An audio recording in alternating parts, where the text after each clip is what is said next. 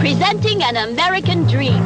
For years, American Airlines has dreamed of having a quiet plane with virtually smokeless engines, as comfortable as a 747 but able to land at almost any commercial airport. Introducing the new DC-10 luxury line. Ini adalah McDonnell Douglas DC-10. Sebuah pesawat putih ini pernah dianggap sebagai pesawat unik karena memiliki 3 mesin, 2 di setiap sayapnya dan 1 di bagian ekor. Jadi di kesempatan kali ini gue bakal bahas dan menjelaskan bagaimana awal mula dari DC-10 dan bagaimana pesawat ini dijuluki sebagai pesawat paling berbahaya. Kita balik lagi ke tahun 1960-an. Waktu itu banyak sekali permintaan dari maskapai internasional yang membutuhkan sebuah pesawat wide body yang ukurannya jauh lebih kecil dari pesawat Boeing 747, tetapi tetap bisa mengangkut banyak penumpang.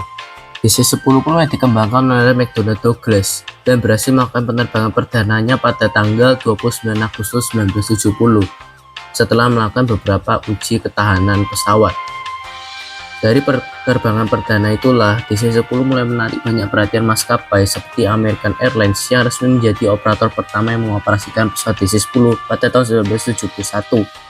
Hingga akhirnya pesawat DC-10 terjual hingga 440 unit dan dibeli oleh berbagai maskapai seperti Swiss Air, Lufthansa, Japan Airlines, Singapore Airlines, KLM, dan Alitalia yang mengoperasikan DC-10. Membuat DC-10 ini langsung menjadi sebuah pesawat sukses dari segi penjualan di zaman itu.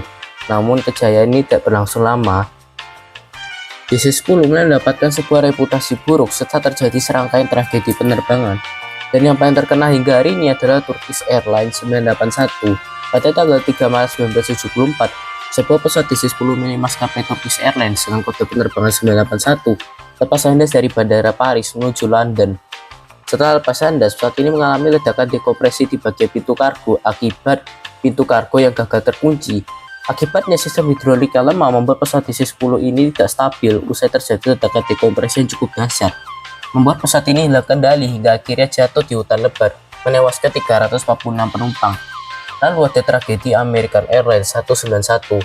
Mesin pesawat ini copot setelah lepas landas dari Bandara Chicago pada tanggal 25 Mei 1979. Akibatnya pesawat tidak bisa stabil akibat kehilangan daya dorong mesin, mengakibatkan pesawat ini jatuh di area pemukiman dan menewaskan 223 penumpang.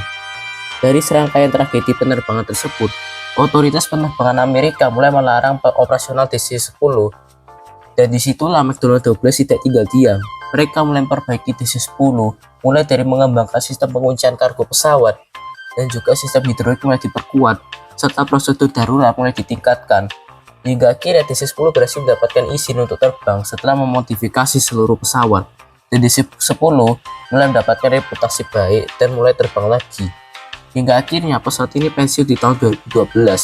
Meskipun pesawat ini sudah pensiun dari komersial dan juga penerbangan penumpang, DC-10 masih digunakan untuk keperluan militer dan juga kargo. Jadi bagaimana menurut kalian? Komen di bawah.